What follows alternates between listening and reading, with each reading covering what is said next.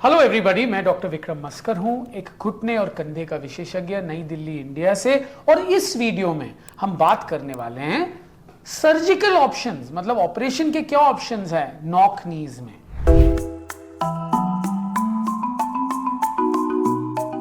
तो नॉक नीज पहले तो क्या है, आपने मेरे वीडियोस देखे होंगे, अगर नहीं देखे हैं तो नॉक नीज जो है ये घुटने का तिरछापन होता है जहां पे बदन का वजन घुटने के बाहर की तरफ जाता है। मतलब घुटने टकराते हैं, एड़ियां दूर होती हैं।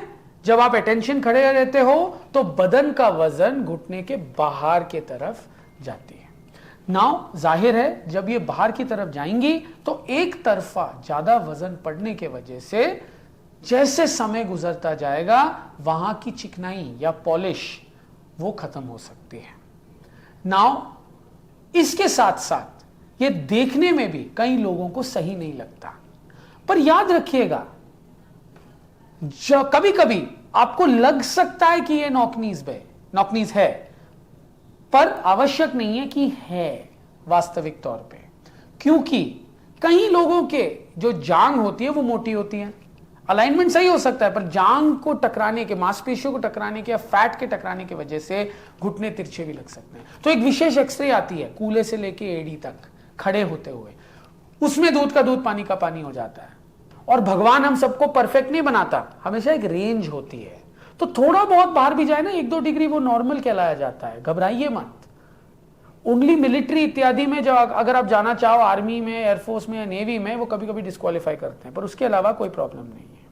बहुत कम लोग हैं जिनके घुटने बिल्कुल सीधे हैं, मैं समझता हूं 10% लोग। ज्यादातर इंडियन लोग के बो लेग होती हैं, मतलब घुटने के बीच में गैप होती है, और कई लोगों में नॉक नीज होते हैं। अगर ये 1-2 डिग्री से ज्यादा है तो बाद में ये हानिकारक हो सकती हैं, क्योंकि घुटना ज्यादा जल्दी घिस सकता है।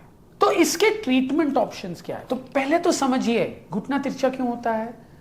क्योंकि ऊपर वाली हड्डी और नीचे वाली हड्डी जिससे घुटने बनते हैं, उनके तिरछापन होने के वजह से, तिरछा होने के वजह से घुटने तिरछे होते हैं। बिकॉज द बिल्डिंग ब्लॉक्स, मतलब ब्लॉक्स जिससे घुटना बनता है, वो ऊपर वाली हड्डी और नीचे वाली हड्डी है।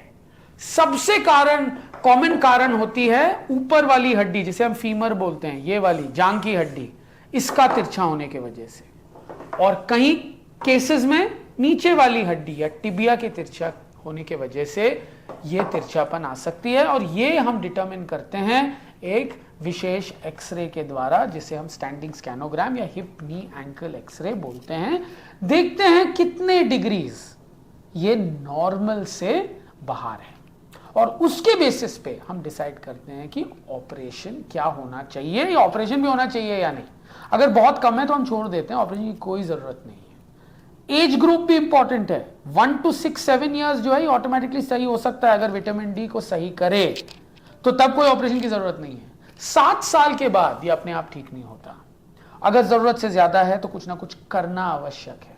आप उसी समय में कर सकते हो, 7-8 साल में।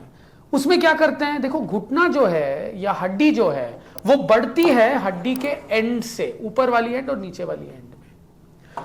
और यहां पे ग्रोथ प्लेट्स होते हैं, मतलब जहां से हाइट या थिकनेस बढ़ती है ना। एक तकनीक होते हैं जो बेसिकली बच्चों के डॉक्टर, पीडियाट्रिक ऑर्थोपेडिक सर्जन करते हैं। वो जिस साइड से आपको ग्रोथ रुकवाना है उस साइड पे आप एक प्लेट टाइप लगाते हो और वहां की ग्रोथ रुकवा देते हो। इसे हम ग्रोथ मॉड्यूलेशन सर्जरी बोलते हैं। मैं इसका बहुत बड़ा फैन नहीं हूं, क्योंकि जब भी आप ये चीज करते हो तो हो सकता है उल्टा भी हो कभी कभी। तो यूजुअली मैं बच्चों में डायरेक्टली ऑपरेशन सजेस्ट नहीं करता, पर ये एक तरकीब है इसको सही करने के लिए, जिसे हम ग्रोथ मॉड्यूलेशन कहते हैं, और ये साइंटिफिक भी है। पर इसमें 2 ऑपरेशन की जरूरत पड़ती है, बाद में प्लेट भी निकालना पड़ता है, सही टाइम पे प्लेट निकालना पड़ता है।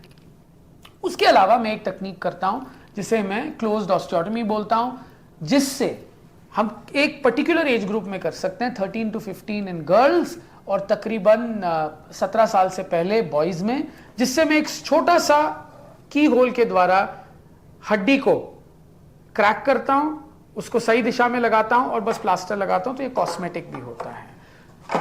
ये एक तरकीब है।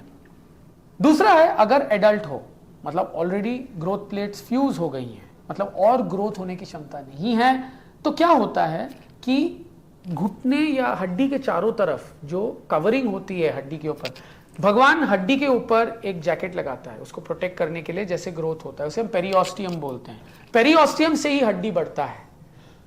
यह तकरीबन 16-17 साल की उम्र तक मोटी होती है, जिसका लुत्फ मैं उठाता हूं ये क्लोज्ड ऑस्टियोटमी करके। उसके बाद ये पतला हो जाता है, तो एक स्टेबिलिटी फैक्टर हट जाती है। तो हड्डी को स्टेबलाइज करने के लिए प्लेट या नेल लगा सकते हैं। तो हड्डी को हम एक कैलकुलेशन करते हैं स्कैनोग्राम, स्टैंडिंग स्कैनोग्राम या हिप नी एंकल एक्सरे में कि कितना वेज हमें निकालना है। वो वेज हम जो है क्रैक करते हैं उसी मात्रा में, और उसको हम हड्डी को हम फिक्स करते हैं प्लेट्स के द्वारा, पेच के द्वारा। ऊपर वाली हड्डी या नीचे वाली हड्डी, जांग या पैर की हड्डी हो सकती है, जहां पे भी डिफॉर्मिटी हो। नेल भी एक ऑप्शन है जो कई लोग इस्तेमाल करते हैं, तो नेल और प्लेट मेन ऑप्शंस होती हैं। तो ये 3 मेन तकनीकें होती हैं नॉक नीज को सही करने के लिए ऑपरेशन के द्वारा। मुझे उम्मीद है कि आपको ये वीडियो के द्वारा काफी इंफॉर्मेशन मिली है नॉक नीज के सर्जरी के बारे में। If you like my videos, please like and subscribe to my channel and please follow me on Instagram.